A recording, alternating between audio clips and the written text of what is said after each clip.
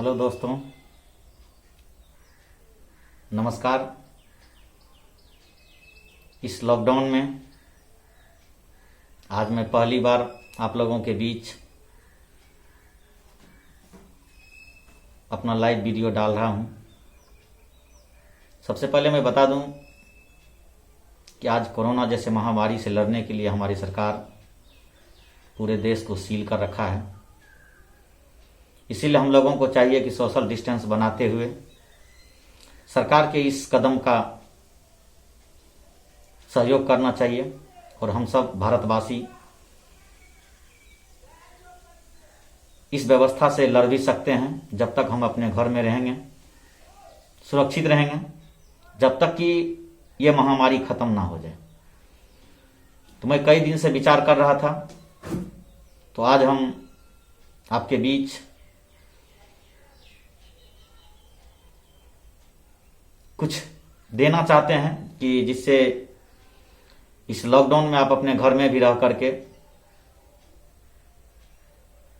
कुछ अध्ययन कर सकें। और जहां तक सवाल है, अभी जहां भी हैं आप अपने घर में रहें और घर में ही रह करके पढ़ाई करते रहें, पढ़ाई को छोड़े नहीं। ऐसा नहीं कि घर पे रहें तो पढ़ाई नहीं करें, निश्चित रूप से पढ़ाई करें और पढ़ाई करते रहें। जब तक पढ़ाई जारी रहेगी आपकी, तब तक आप आगे बढ़ते रहेंगे। निश्चित रूप से आप सफलता के लिए अग्रसर होंगे। ये बहुत दिन तक लगा रहेगा नहीं। जब तक ये समस्या है, समस्या निश्चित रूप से खत्म होगी। हम आपसे आग्रह करेंगे कि आप अपना ये पढ़ाई को जारी रखें। कई दिनों के बाद आज हम आपके बीच अपनी कुछ बात रखना चाहते हैं। उसके बाद फिर हम इतिहास के कुछ पन्ने पर हम अपना विचार देंगे। जैसे हम आज हिस्ट्री के आधुनिक भारत से अधिकांशतः क्वेश्चन पूछा जाता है, तो हम उसी पे आधुनिक भारत का ही एक चैप्टर है गांधी युग में, और गांधी युग में से आपको हम असहयोग आंदोलन के बारे में बताएंगे। लेकिन सबसे पहले मैं आपको बता दूं कि जब भी आप शिक्षा के लाइन से जुड़े हुए हैं, तो सबसे पहले आपके अंदर हिम्मत होनी चाहिए, आपके अंदर साहस होनी चाहिए। और दुनिया में साहस किसी भी छोटे से छोटे व्यक्ति को भी बहुत बड़ा बना सकता है। जैसा कि हम बार बार क्लास में भी बोला करते हैं, इंसान के अंदर जब हिम्मत है, इंसान के अंदर जब ताकत है, तो वो कभी भी अपना इतिहास बदल सकता है। इसीलिए हम बार बार कहते रहते हैं कि मुश्किलों से भाग जाना आसान होता है, मुश्किलों से भाग जाना आसान होता है। जिंदगी का हर पहलू इम्तिहान होता है। याद रखना मेरे दोस्त, भागने वाले को मिलता नहीं, लड़ने वालों के कदमों में सारा जहां होता है। इसी चंद शब्दों के साथ मैं अपनी बात को आगे बढ़ाता हूं। इतिहास के उस पन्ना को आज उल्टाने का प्रयास कर रहा हूं और आप लोगों के बीच यह वीडियो को पहुंचाने का हम प्रयास कर रहे हैं। जैसा कि आप जानते होंगे, ये वीडियो जो हम बना रहे हैं, तो हम अपने छात्र के अलावे भी दूसरा को भी ये निश्चित रूप से फायदा होगा। जहां तक मैं बता दूं, इंटर के आर्ट्स वाले विद्यार्थी को भी फायदा होगा। काफी क्वेश्चन रहता है इस आधुनिक भारत से इंटर आर्ट्स में, इसके लिए भी फायदा करेगा। और जहां तक सवाल है कंपटीशन में, तो मैं ये बीपीएससी और यूपीएससी तक में ये फायदा जरूर करेगा, क्योंकि आप यदि लास्ट तक वीडियो में बने रहेंगे तो आपको इससे पता चल ही जाएगा कि ये कहां तक का यहां पर डिटेल किया गया है। मैं प्रयास करूंगा कि अंदर तक से क्वेश्चन आपको इस वीडियो में हम आप तक पहुंचा दें। जैसा कि आप जानते होंगे कि प्रथम विश्व युद्ध चल रहा था 14 से 18 तक, और इस बीच में पूरे दुनिया में हर चीज की महंगाई बढ़ गई। महंगाई बढ़ जाने के कारण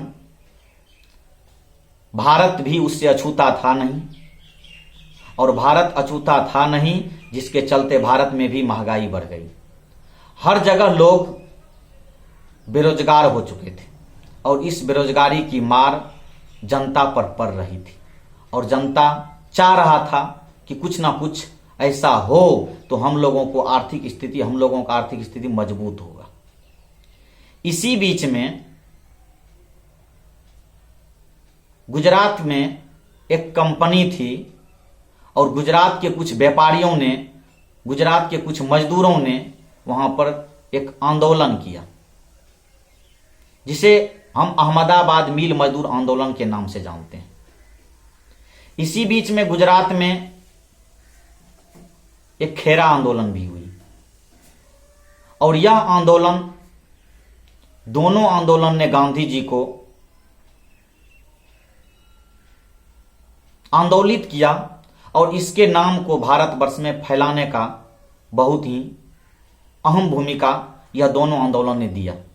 और धीरे धीरे गांधी जी राष्ट्र के पटल पर आते चले गए। जैसा कि हम सब जानते हैं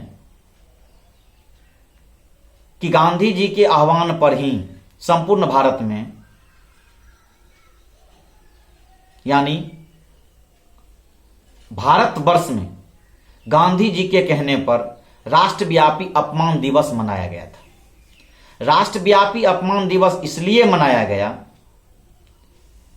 कि अंग्रेजों ने गांधी जी से यह कहा कि हम यदि प्रथम विश्व युद्ध में जीत जाएंगे तो आपके अपने देश को हम आजाद कर देंगे।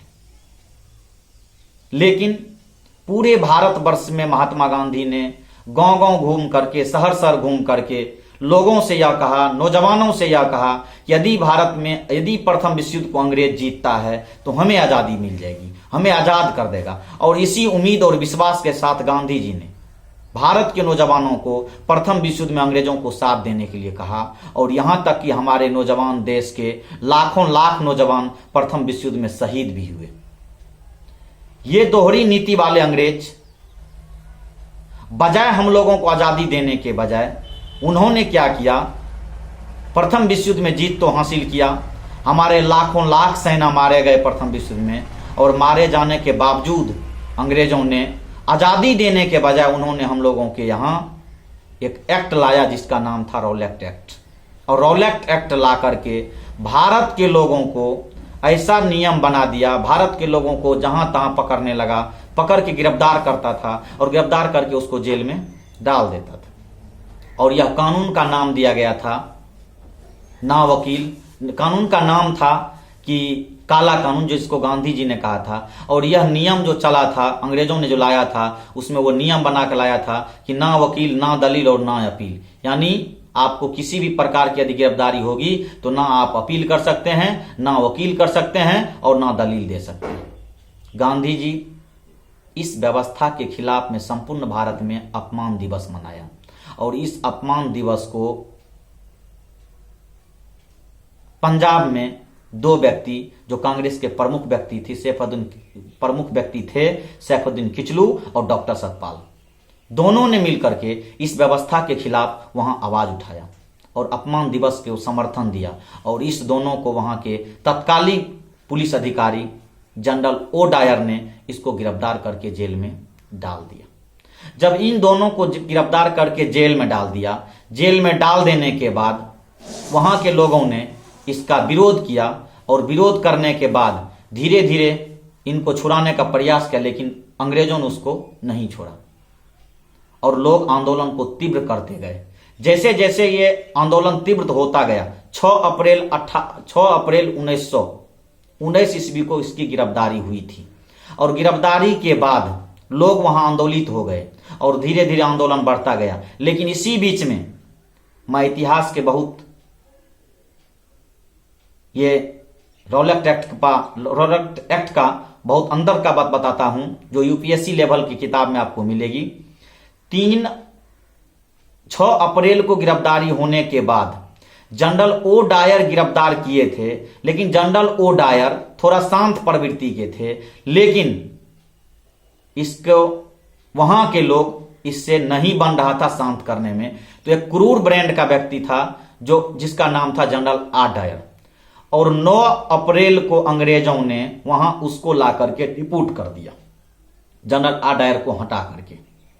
और जब हटा करके उसको ला दिया तो ये क्रूर ब्रांड का लोग था, ये क्रूर ब्रांड का व्यक्ति था। और इन्होंने क्या करता है, ये जहां तहां आंदोलन करते हुए व्यक्ति को पकड़ करके जेल में डालना शुरू कर दिया। लोग और उग्र हो गए और उग्र होकर के पूरे पंजाब के लोगों ने 13 अप्रैल को, बैसाखी का पर्व था, उस दिन जलियांवाला बाग में एक बैठक बुलाया।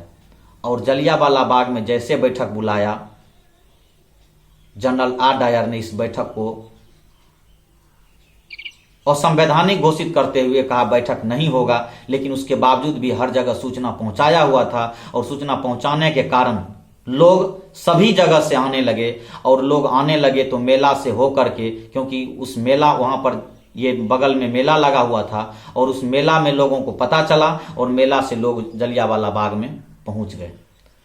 जैसे बाग में पहुंचा भीड़ काफी हो गई, 9 बज रही थी सुबह का, भीड़ काफी हो गई और लोग को आने के लिए मना कर दिया गया था, लेकिन उसके बावजूद भी लोगों को पता नहीं चला, लेकिन आ गए लोग। और जब लोग आ गए तो नेताओं ने वहां पर सभा करना शुरू कर दिया और जैसे सभा करना शुरू कर दिए और शुरू करते ही जनरल आर डायर अपने कुछ पुलिसकर्मी के साथ वहां आ धमका और ढेर सारे पुलिसकर्मी को चारों साइड से उस दीवार पर चढ़वा दिया और कुछ पुलिस को लेकर के गेट के सामने आ गए। बस एक ही गेट था और गेट के सामने आ गया और वह माइक से आवाज दिया कि 3 मिनट के अंदर बाग को खाली करो, नहीं तो सबको गोली मार दिए जाओगे, सब कोई गोली मार दिए जाओगे। और इतना सुनते ही लोग वहां से भागना शुरू कर दिया। जैसे गेट की ओर लोग भागा, लोग भागने के बाद गेट की ओर जैसे नजदीक पहुंचने के जस्ट गोलियां की बौछार चलने लगी। लोग पीछे पलट गया, पलटने के बाद चारों तरफ से गोलियां चलने लगी और देखा न तो लोग अपनी जान बचाने के लिए ढेर सारे लोग ने उस कुआं में छलांग लगा ली और जैसे कुआं में छलांग लगा ली, देखते ही देखते हजारों की संख्या में लोग कुआं में कूद गए और इस प्रकार गोलियां की बौछार चलती रही। कहा जाता है लगभग 1600 राउंड गोलियां चली, लेकिन सरकार का आंकड़ा है कि 300 कुछ ही लोग मारे गए, लेकिन कई हजार लोग इस घटना में मारा गया। दर्दनाक घटना घटी और पहला बार भारत में ऐसा घटना हुआ कि सरेआम गोलियां से लोगों को भूंज दिया गया, जिसमें गरीब, निसहाय, बच्चे, वृद्ध सबके सबको मौत के घाट उतार दिए गए। और ऐसी घटना भारत में पहली बार घटी। जलियांवाला बाग हत्याकांड पूरे भारत में विख्यात हुआ। यह दिन 13 अप्रैल 1919 का था, जो हाल फिलहाल में ये 13 अप्रैल बीत चुका है। मैं आपको बता दूं कि जस्ट वहीं बगल में एक घर हुआ करता था। कहा जाता है कि जो घर उधम सिंह का घर था और मात्र 12 से 13 वर्ष का वो बच्चा था। वो बच्चा जब गोलियां चलते हुए आवाज उसके कानों तक पहुंचा तो वो बच्चा उतर के छत से नीचे आया और वहां पर देखा कि जनरल आर डायर ये गोली चलवा रहा है और उसी वक्त वो बच्चा प्रण लिया कि जब तक इस व्यक्ति को मारेंगे नहीं तब तक हम चैन की सांस नहीं लेंगे। और कहा जाता है जलियांवाला बाग हत्याकांड के बाद जनरल आर डायर भारत से चले गए और वह बच्चा उसको खोजने के लिए यहां से इंग्लैंड तक का सफर किए। इंग्लैंड तक का सफर किए और वह इंग्लैंड में जाकर के 1939 ईस्वी में जनरल आर डायर को गोली मार दिया। पूछा जाता है कि जलियांवाला बाग के हत्यारा जनरल आर डायर को किसने गोली मारा था, तो उधम सिंह ने। और अंततः ऐसे नौजवान को, ऐसे क्रांतिकारी को अपना पूरा का पूरा जीवन जिन्होंने वो छावर कर दिया देश की, ऐसे गद्देदारों को गोली मारने के लिए वो नौजवान था उधम सिंह। और यह उधम सिंह 1940 ईस्वी में उधम सिंह को इंग्लैंड में ही फांसी दे दिया गया। और जलियांवाला बाग हत्याकांड के बाद भारत में लोगों के अंदर गुस्सा पैदा हुआ और लोगों ने जब गुस्सा पैदा हुआ तो अब महात्मा गांधी ये समझ चुके थे ये अंग्रेज हमारा कभी हितैषी नहीं हो सकता है, यह अंग्रेज हमारा विरोधी हो सकता है लेकिन कभी हितैषी नहीं होगा। इसी बीच यही जलियांवाला बाग हत्याकांड के जस्ट बाद रविन्द्रनाथ टैगोर को दिया गया उपाधि, सर की उपाधि उन्होंने लौटा दिया। और लौटा देने के बाद पूरे भारत में जगह जगह इसका विरोध होने लगा और विरोध हुआ और जलियांवाला बाग हत्याकांड ही मुख्य कारण बना असहयोग आंदोलन का। मैं इस वीडियो को शॉर्ट करते हुए इतना पर ही इसको खत्म करता हूं, फिर अगला वीडियो असहयोग आंदोलन पर डालूंगा। जय हिंद, जय भारत, जय युवा। और जाते जाते मैं आपको जरूर कहूंगा BSP GKGS bye Ravinder sir को, इस चैनल को निश्चित रूप से सब्सक्राइब और लाइक जरूर कीजिएगा। धन्यवाद।